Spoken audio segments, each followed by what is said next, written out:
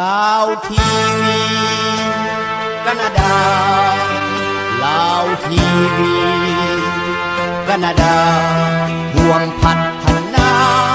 เพื่อสังคมลาวข่าวบุญกฐินสามัคคีบารมีสาวพุทธที่วัดป่าพิลาวงศ์บุตรกัสการามสบายดีท่านผู้ชมที่รักแพงวันนี้และการสังคมลาวในต่างแดนขอนำพาทานมาที่สปป.ลาวในวันที่ 18-19 ตุลา2025ที่ผ่านมาที่วัดป่าพิลาวงศ์บุตรกัสการามได้มีพิธีทอดกองมหากฐินสามัคคีบารมีสาวพุทธลาวโดยการเป็นประธานของท่านศิลวงศ์คุดไพฑูรย์กรรมการกรมการเมืองศูนย์กลางพรรคประธานศูนย์กลางแนวลาวสร้างชาติได้มีออกตนญาติโยมทั้งภายในและต่างประเทศเข้าร่วมอย่างหลวงหลายในวันที่ 18 ตุลา2025เป็นมื้อตั้งกองมหากฐินสามัคคีบารมีสาวพุทธลาวมีพิธีแห่ต้นกาลพฤกษ์มหาทานบารมีสรับรับฟังสูตรปริตมงคลและฟังธรรมเทศนาปัญญาบารมีจบลงด้วยพิธีสูตรมนต์เจริญภาวนาในเมื่อวันที่ 19 ตุลา2025เป็นมื้อถวายผ้ากฐินมีพิธีไหว้พระรับศีลถวายทานและตักบาตรติดตามด้วยพิธีแห่ผ้ากฐินสามัคคีและบริวารกฐินอ้อมหอบลานพระเจ้าถวายผ้ากฐินและฟังธรรมเทศนาเรื่องอานิสงส์การสร้างบุญกฐินโดยพระอาจารย์ใหญ่ปริญญาเอกดำรงพิมจักรคณะบริหารงานประจำศูนย์กลางองค์การพุทธศาสนาสัมพันธ์แห่งสปป.ลาวหัวหน้ากรรมาธิการการต่างประเทศจากวัดป่าพิลาวงศ์บุตรกัสการามพิธีได้สิ้นสุดลงด้วยผลสำเร็จอันยบงามได้นำทุนทรัพย์เพื่อต่อเติมเสริมสร้างพัฒนาวัดแห่งนี้กว่า1 ตื้อกีบขอสาธุอนุโมทนาขอเชิญท่านผู้ชมติดตามรูปภาพหรือว่าคลิปวิดีโอเพื่อเบิ่งบรรยากาศตัวจริงของงานต่อไปเนาะขอบใจ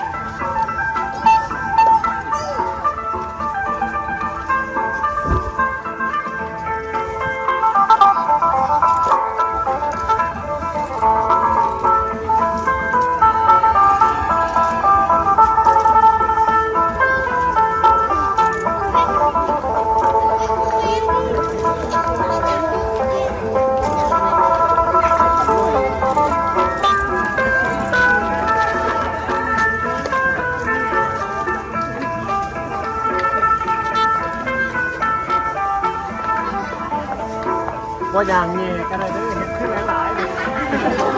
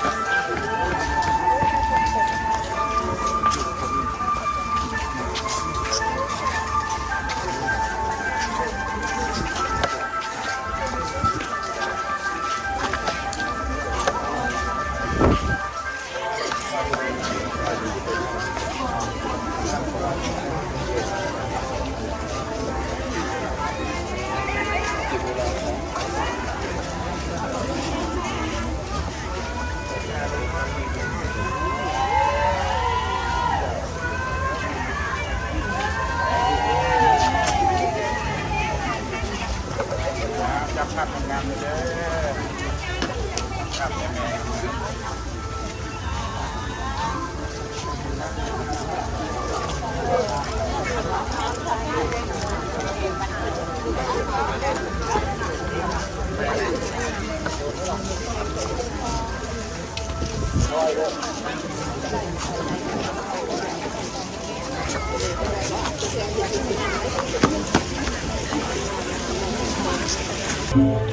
โยมเผาเนาะ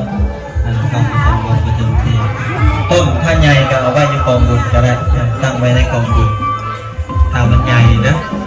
ถ้าเป็นต้นน้อยก็คืออนุโมทนาบุญนะเด้ออันนี้เป็นเจ้าภาพเจ้าสถานโรงทานเนาะขออนุโมทนาบุญนำมาใจเฮ็ดน้ำซาเขียวน้ำซากุหลาบมาถวายรวมมูลค่า800,000 กีบเจ้าภาพเจ้าสถานและเพชรสวินหลวงสมที่กองโดยครอบครัวนางพิมพ์สอนอินแสงกองโดยครอบครัวสาธุอนุโมทนาบุญน้ำท่านประตูท้องประตูบุตรดีสาธุอนุโมทนาบุญน้ำเมย์มณีจันทร์ปุ๋ยระวงของเรา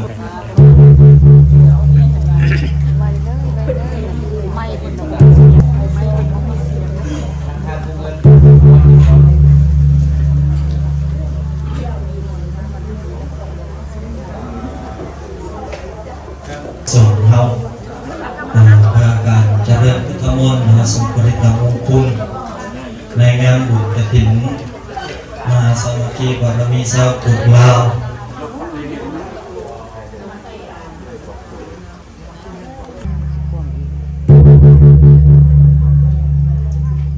สาธุ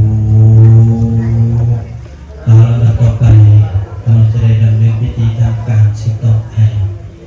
ก่อนอื่นก็น้อยขอนอบไว้ในคุณพระศรีรัตนตรัยแก่องค์ประเสริฐทั้งสามโดยความเคารพอย่างสูงพร้อมด้วยทางทูตแสงสุขพิวงศ์ขึ้นมาแต่เทียนพามงคลกับความเป็นสิริมงคลในงานบุญงานกุศลของเราเธอนี้เจริญพรเสริมพามงคลอย่างนั้นเราจะได้ไหว้พระธรรมทานศีลมานำนมัสการพระบิดาเจริญทุกมุกทุกนามแสดงความเคารพนับถือต่อครอบครัวการนำตลอดทอดศรัทธาญาติโยมทุกท่านวันนี้เราคิดรอบใจเข้าไปพักขับสินแล้วกันเนาะขออนุญาตนะครับเด้อสาธุนะโมตัสสะภะคะวะโตอะระหะโตสัมมาสัมพุทธัสสะตัสสะธัมมัสสะวันนะกะโตอะญังปะทังตานะโมตัสสะภะคะวะโตอะระหะโตสัมมาสัมพุทธัสสะนะกะโตอะญังปะทังตานะโมตัสสะภะคะวะโตอิติโยเอวาสันโตสัมภะคะวะโตอินทาสัตตุมาเต โอสีสุราษฎร์5 เสียงกียาเมหงทองพันสีทุ่มมูโผมุตนายาเมรอนตันนวงศ์มนุษย์ครอบครัวหงอนุโมทนาเนาะ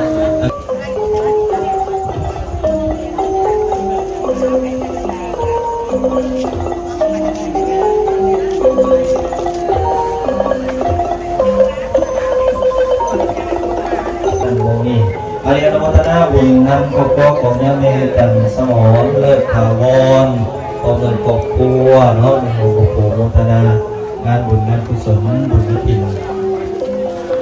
5 แสนกีบสาธุ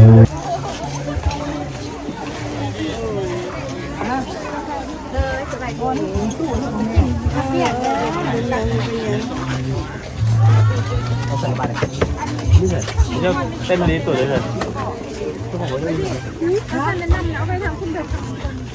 เขาเปรี้ยวเหรอเอาถึงว่าอยู่น้ำไม่ตู้อยู่ที่ท่านะทำเองไง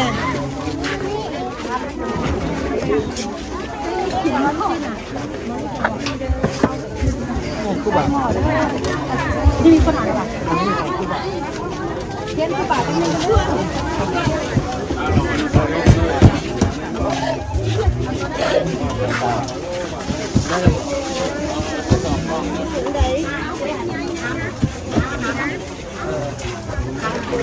ใช่ครับ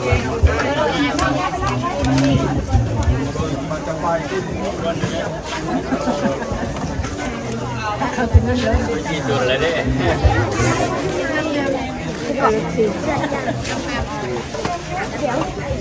หัวมันพูดมาแทกมีป้าเมียมาดิตักมวยโชว์ติดรูปไปเจ้าเป็นเจ้าเป็นลมเจ้าเป็นบ้านได้หลายเราทำเป็นไม่ใหญ่เย็นแก้วดีๆเลยลูกเด้อเอาคู่มันกี่สิค่ะอะไรคู่โบอ่ะข้างหลังเอาขึ้นมาเต็มด้วยประมาณนี้นะประมาณนี่ยังแบบข้างหลังโบโบอันนี้เหรอกระต่ายลงอย่างนี้ได้หน่อยให้เราทำงานเขาบอกว่า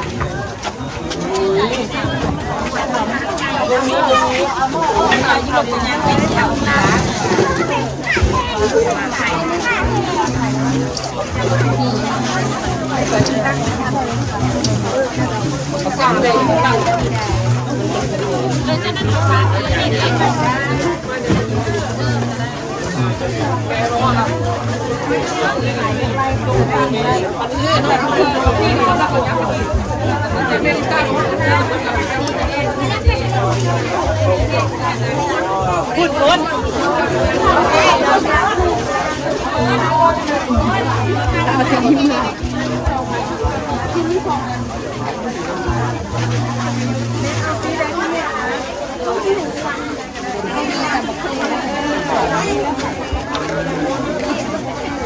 แล้วเสร็จแล้วครับตำบักหุ่งแซ่บเด้อเส้นเด้อเส้นเด้อเส้นเด้อแซ่บบ่บ่บ่ชุบๆลงเนี่ยเดียวแซ่บสุดตัวนี้พอลงเดียว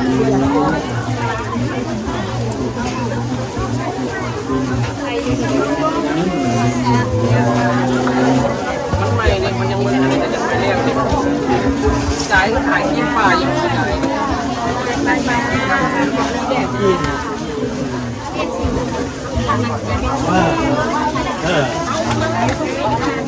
บ่มาโดดกันดูกัน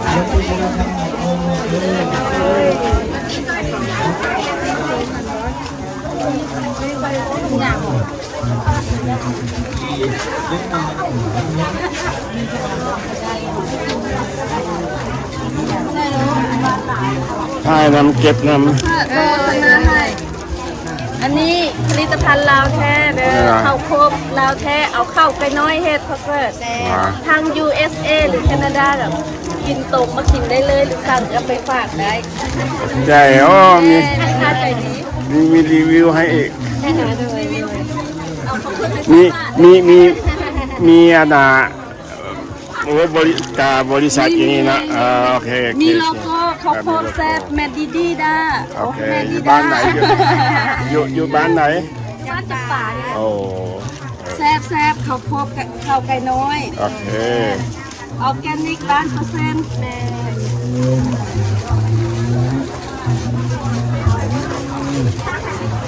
รีวิวขายเครื่องมาเจอกระเปิดหมดหน้าใสเฮาอยู่คอนเสิร์ต โอ้ยบ่ฮู้หรอก แล้ว บ่ฮู้ได้นี่นะบ่ กิน ฮู้ เที่ยวไปคู่พี่พ่อสุพรไทยฮู้ไผ่พ่อสุพรเจอกระเปิดหมดหน้าใสแบบบ่ฮู้ถ่ายแล้ว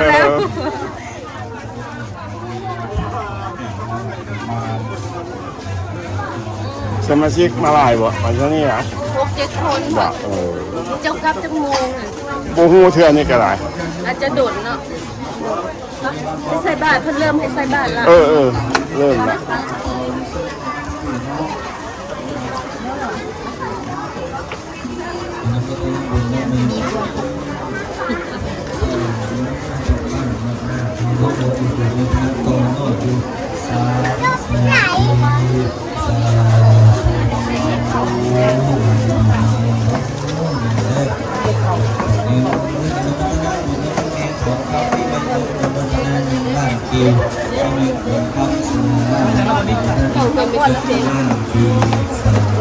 กล้องมาแล้วเศร้าซ้ำเนาะ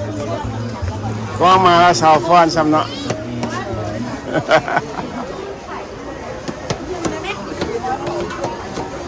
อานุโมทนาบุญไม่ออกสีตาออกเกษตรประกอบพวงมันโตทนาเงินแสนปีสาธุอนุโมทนาบุญอนุโมทนาบุญนำทางการนำธรรมะขอบคุณการนำธรรมะท่านสู่ท่านและคนหลวงและท่านเมืองท่านบ้านอนุโมทนาบุญน้ำกองโปของทานหลวงแก้วนี่ในบ้านนาเลี้ยงบอกหมูนาเซตองอนุโมทนาอยู่100 บาทสาธุมันจะดีมีแรงเด้อสุขทางสุขดีอยู่บ้านก่อนเรื่องเราต้องอย่าโยมเจริญพรเสริมเด้อเขามาท่านนั้นนะยังวางอยู่เด้อยังเขามาเลยเอาตู้เขาดีโบกไปตื่นเด้อแต่เราจะตื่นอะไรกันเอามาได้เนาะท่านนั้นนะยังวางอยู่มันจะมีอยู่3 แถวแถวที่1นี่ก็สิเป็นแถวที่2ยังวางแถวที่2ยังวางแถวที่3ก็ยังวางแถวที่4นี่ก็เป็นอยู่ข้างนอกเนาะโยมเราเดินเข้าเซิร์ฟเข้ามาได้เนาะแล้วน้องรวยเป็นน้องผู้ชมตอนนี้คุณแม่ครูอาจารย์ได้น้องก็เกิดเป็นตีแห่งพ่อแต่รอพอน้อยนึงเดี๋ยวเรามองทางเนี่ยโยมเมื่อก่อนเราเป็นผู้ชมเราเป็นผู้ชมนั่นไปสุขภา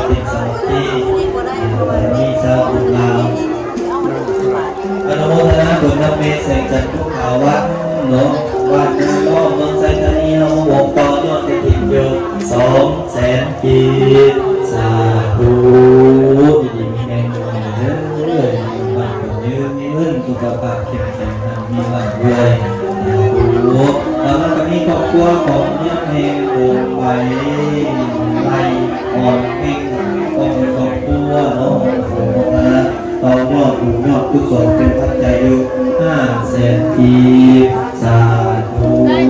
นี่มีแรงเงินสุขภาพเยืนอนุโมทนาบุญแม่ข่าวแก้วเมืองแสงเนาะว่าปานักบุญน้อยโอ้โหโมทนาอยู่200,000 กีบสาธุนี่มีแรงเงินบุญแม่ข่าวเด้อในวันเด้อในศาสนาสืบต่อจากคนตอนเราหาสาธุเด้อบุญเด้อเอาสาธุอนุโมทนาบุญ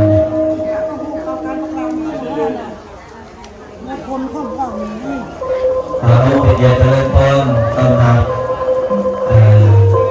ท่านนายพระใหญ่ปริญญาเอกสวนเป็นผู้อ่านวงอดีตรัฐมนตรีประจำสำนักงานนายกไปเดินทางมาออกสถานปีเจริญพรเชิญเอกข่าวดังพลังในอาจารย์ผู้คำอนุโมทนาบุญน้ำทานนั่งทองจันทร์ก็ไปขอบพวงโมทนาอยู่50,000 กีแม่ปุมาอีก50,000 กีสาธุอุปะบุญบาปมันยืนมันยืนเพื่อนอนุโมทนาบุญน้ำเมตู้หงคำในหงผมโมทนาอีก100,000 กีสาธุ เอาเขาจะได้เข่าพิธีแล้วเนาะเขาจะได้เข่าพิธีปฏิทางคณะประธานได้มาก่อนวันถึงเสริมมีประธานปริญญาเอกศิลวงศ์พุทธไพฑูรย์กรรมการโครงการด้วยศูนย์การผักประธานศูนย์การและเราสั่งสร้างและการทางพันป้าใหญ่นารีศรีสุริตภรรยาของ ในการประธานในพิธีบางหน้าเจ้าภาพจะสถาขึ้นใกล้เทียนบูชาพระรัตนตรัยท่านนาโตโมเจริญพรเสริม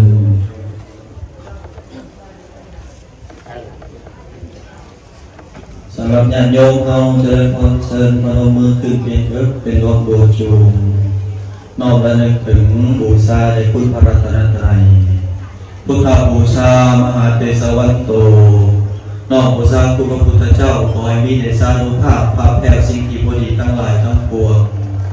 ธรรมบูชามหาปัญโยนอกบูชาคุณพระธรรมขอให้มีสติปัญญาญาณรู้แจ้งในจริงในธรรมประเสริฐในธรรมอันเลิศ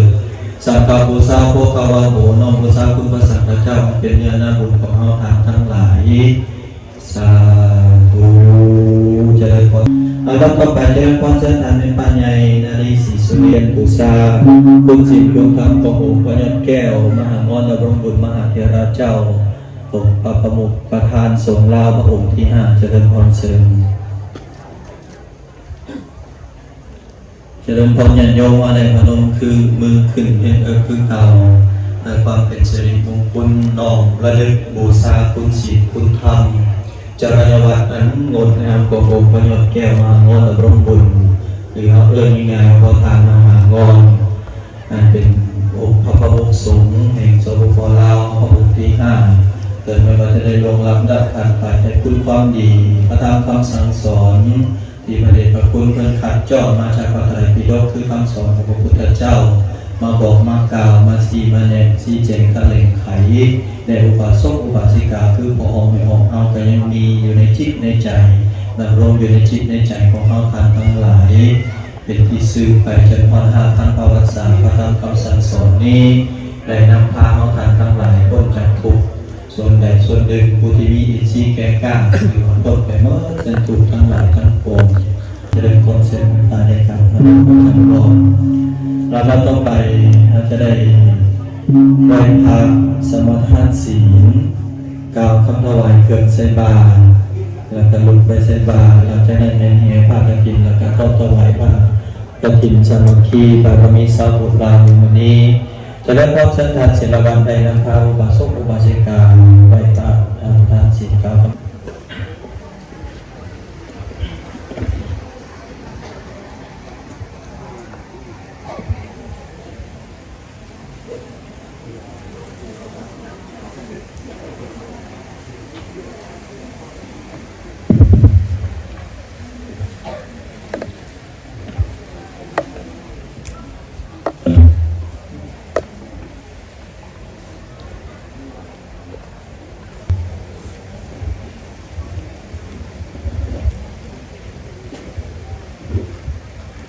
คนพร้อมเลยเนาะ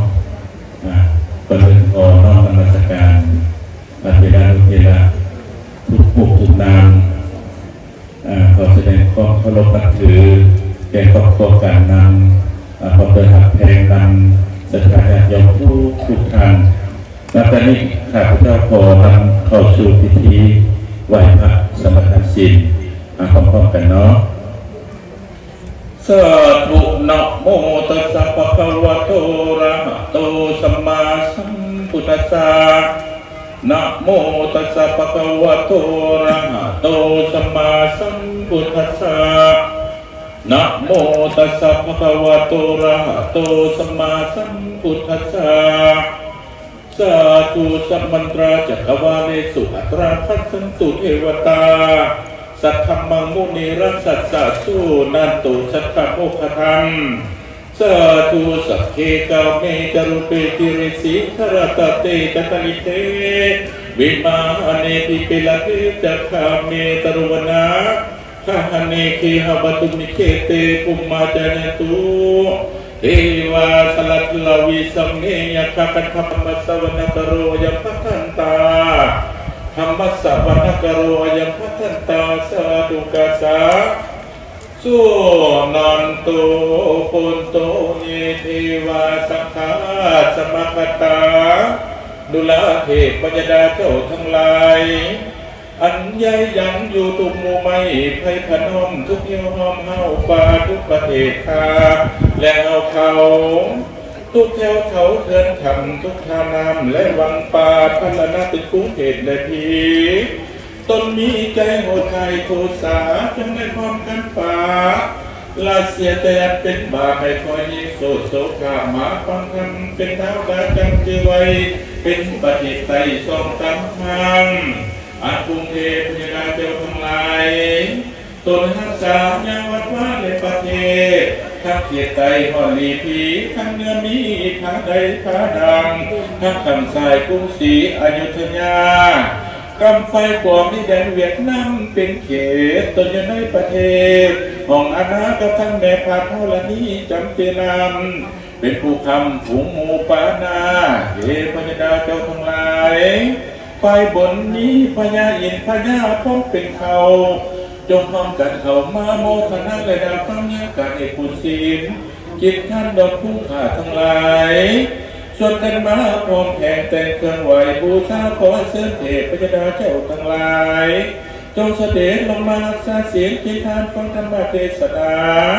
ดอกผู้ขาสการีนาตังสังฆังอภิภูสยามาสุปฏิปันโนภะคะวะโตสาวกสังโฆสังฆังนามามินะโมตัสสะภะคะวะโตอะระหะโตสัมมาสัมพุทธัสสะนะโมตัสสะภะคะวะโตอะระหะโตสัมมาสัมพุทธัสสะติการตาวานาสาพันตาเตวะภาคีเต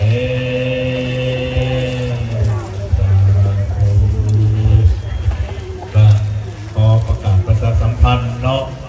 เวลา9 โมงเขาจะได้แห่กฐินหลังจากตักบาตรแล้ว9 โมงจะได้แห่กฐินของเกิดงานโยมเฮาเนาะตอนนี้เวลาอยู่8 โมง 20 นาทีแล้วเขายังเวลาอยู่49 นาทียังมีเวลาอยู่49 นาที9 โมง 9 นาทีเราจะได้เสร็จพิธีแห่กฐินสามัคคีปารมีสาวพวกเรา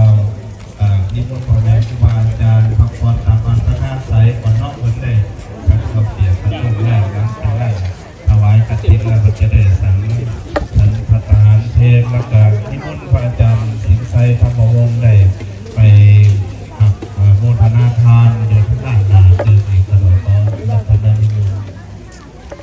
นิมนต์พระอาจารย์สิงห์ไสไปรถเก่า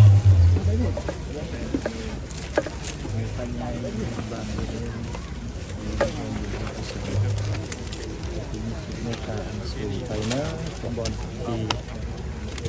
ในพระบาทการหอดเป็นอบอุ่นประชุมสมุน ประเทศชาติบ้านเมืองหรือว่าพระพุทธศาสนารู้กัน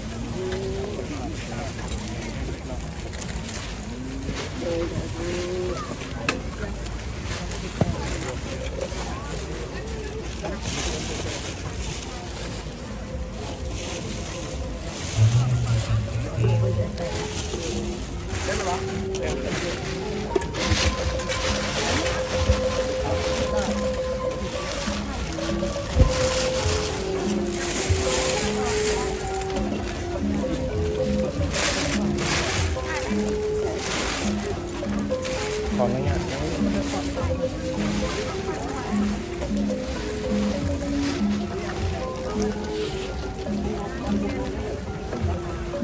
ทุบหนูเมื่อกี้เลย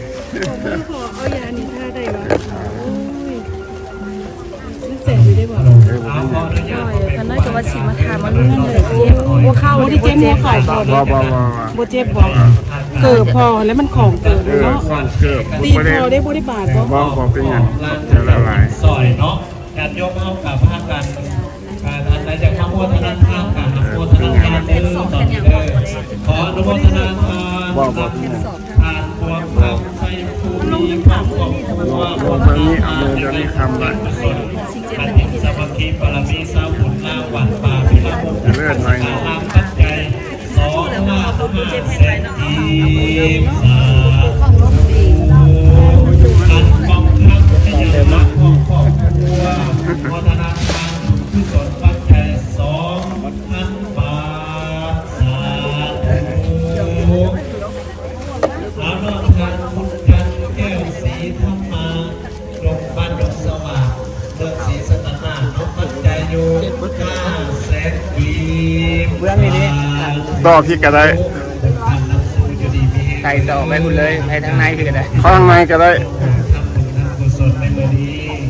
เอาวัฒนธรรมบุญกุศลนำเจ้าเด็กไก่สอนอยู่บันนี้พร้อมครอบครัววัฒนธรรมสาธุขอบคุณท่านเจ้าแม่พ่อที่แก้วเรื่องของครอบครัวสาธุขอบคุณของ 2-3 ตัวสูงเก้าของขาด ใส่หยาคงครอบครัวสาธุยังเป็นเอาเลยเอาสดๆเลยโอ้ยนี่นะปัจจัย2เป็นทีสาธุสาธุสาธุสาธุสู่ดีมีเฮงอาโนวัฒนธรรมกุศลนำแก่ลำไทยยังแก่ทำลำไทยคำพิลาวันของครอบครัววัฒนธรรมกุศลปัจจัยอยู่200,000 กีบสาธุทำนำสู่อยู่ดีนี้อันยังเข้ามาเลยแม่เข้ามาเลย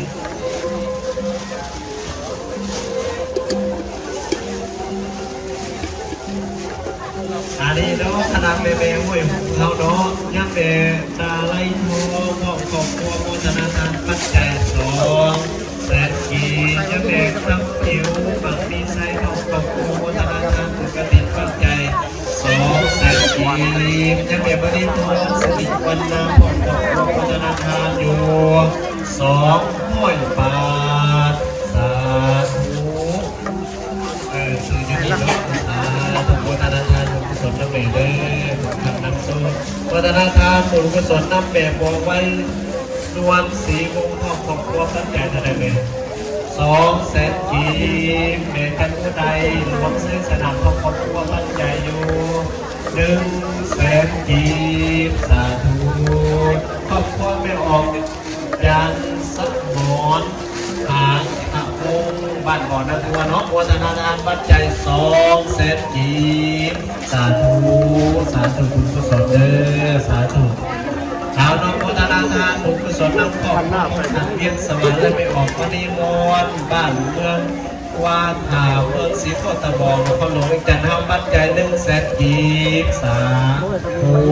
บุญทำนำสู่เด้ออยู่ดีมีแห่งสั่งผู้ลงเพื่อได้ชีวิตดีขึ้นไปเถิ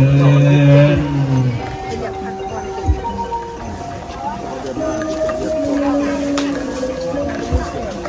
อาจารย์โยมมาด้วยเสนอเฮากะรอตามความพร้อมเวลาเนาะ ขอบพระใจแม่เด้ออาโมทนาทานบุญกุศลน้ำเปยาเมสอนอินทะวงพร้อมครอบครัวปัจจัยเท่าใดเอง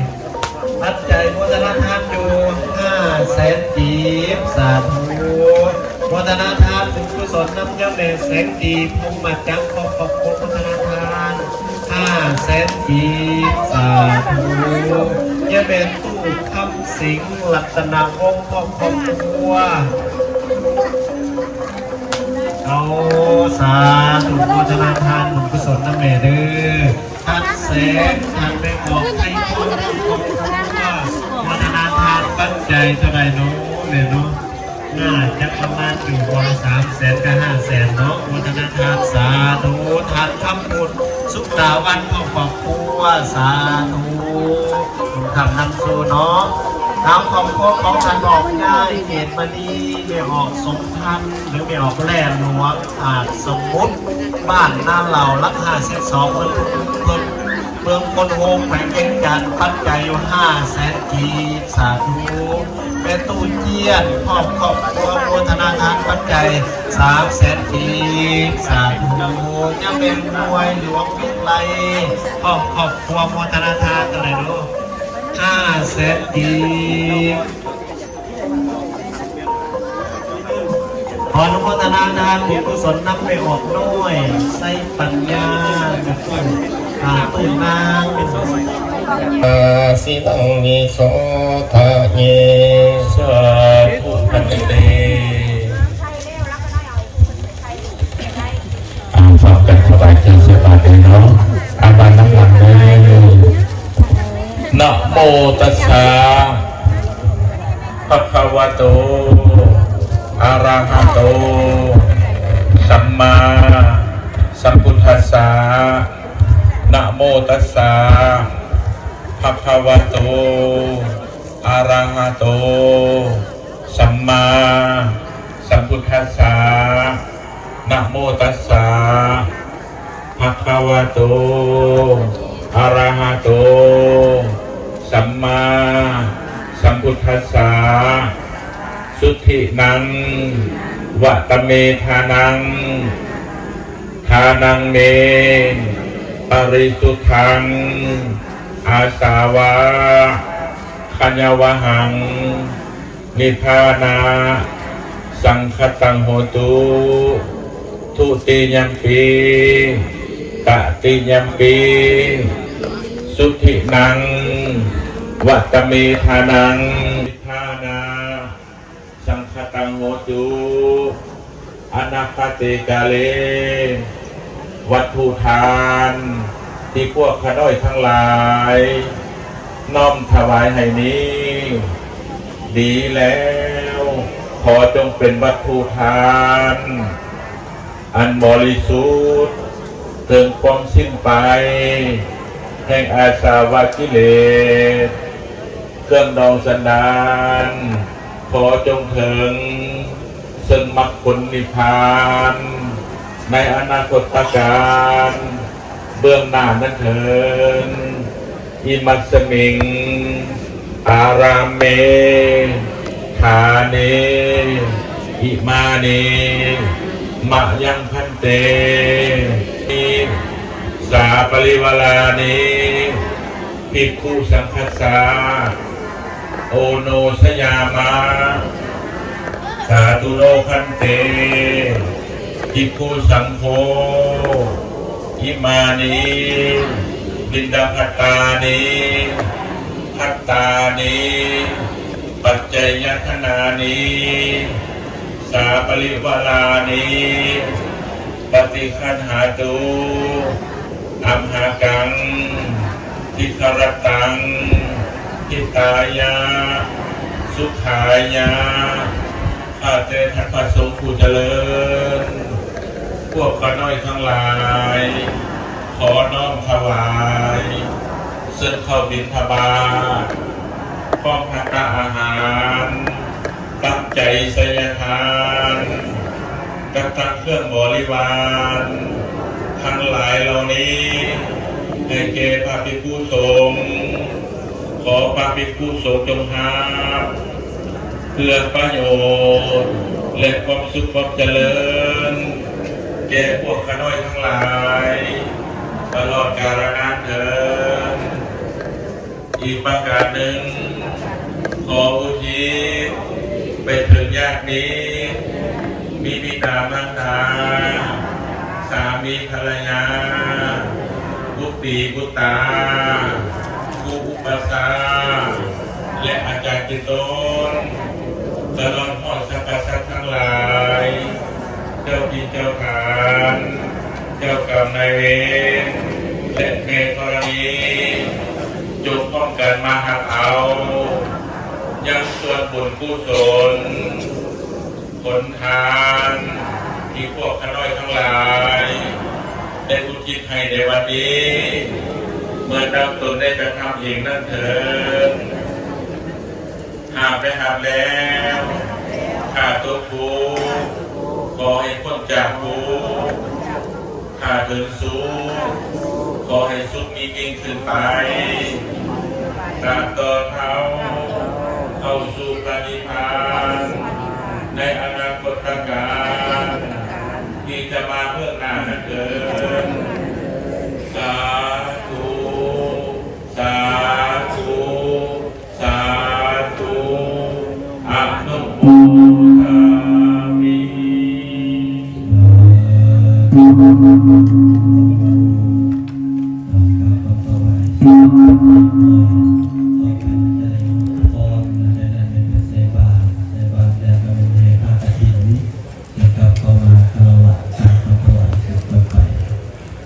ต่อไปกับอาจารย์มนต์คุณในพรประสูติที่ประกาศ ยะถาวะริวหาปุราปาริปุเรนติสักกังเอวะเมวะยโตตินังเปตานังอุปกัปปติอิจิตังปะทิตังตุมหังติตังเอวะสมิสัตตุสัพเพปุเรนตุสังกปาจันโทปนะระโสยะถาปะนิโสติระโสยะถาอิ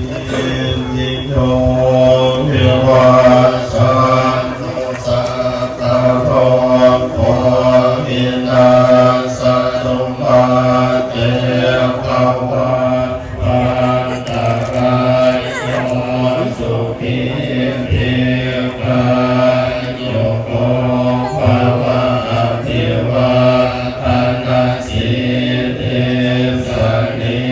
จังพุทธรัจจยิโนจัตตารโอธรรมวันวันติอายุวันโนสุขังภาลังอัญญกะโมอะทินาภินาสัมปัมมิสุปฏิติปะติปะปัตตามิตายะสัพพะนัสโสอุปกัปปติโสยันติอันโมจะอายัยทัสสิโตเทกังนาโกจักกะตามุปะหังภวัญจันติปุรังอาทินตังตุงเทหิปุญญังปัสสุตังอานังอาการตินะโมตั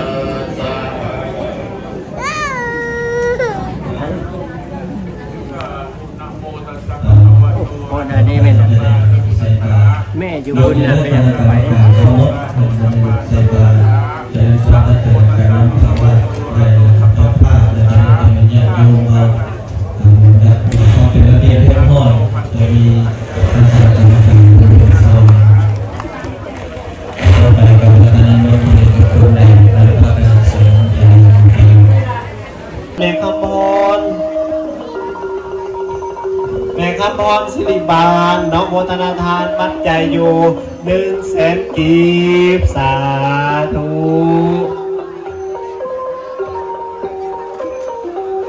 เอาอันนี้ทานสมประสงค์คุณละวงพ่อครอบครัวเนาะหมอบุญกระไดมาตักบาตรและโมทนาทานบุญกฐินน้ำเฮาเองน้ำยาทานน้องปัจจัย500,000 กีบสาธุ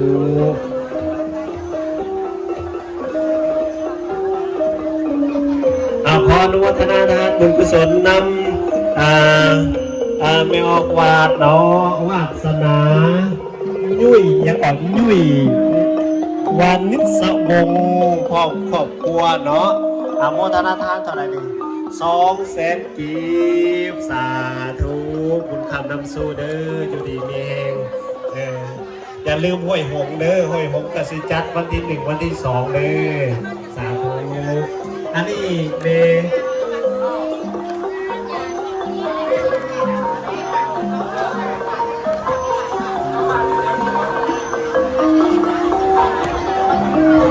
ปูวิไลเนาะเห็นบ่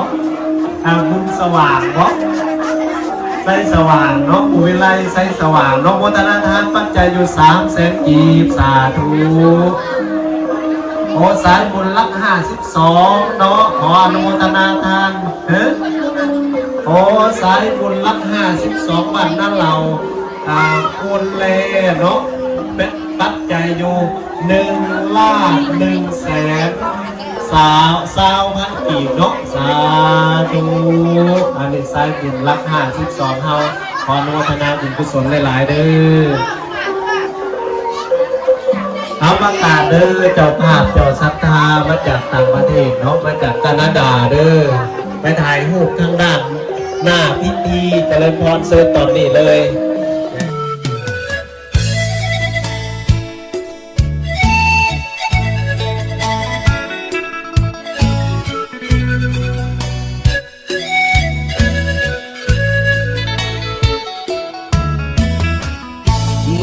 เหือล่องไป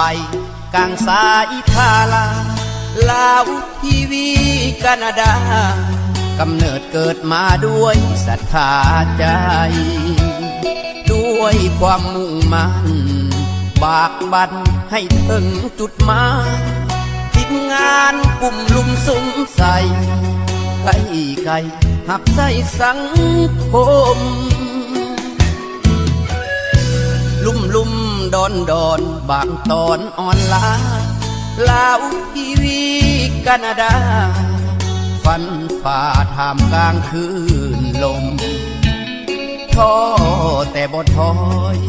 หวังคอยคะแนนนิยมคำเห็นตำหนิติชมขอกราบก้มด้วยความยินดีนานนับปีลาวทีวีแคนาดายอมเสีย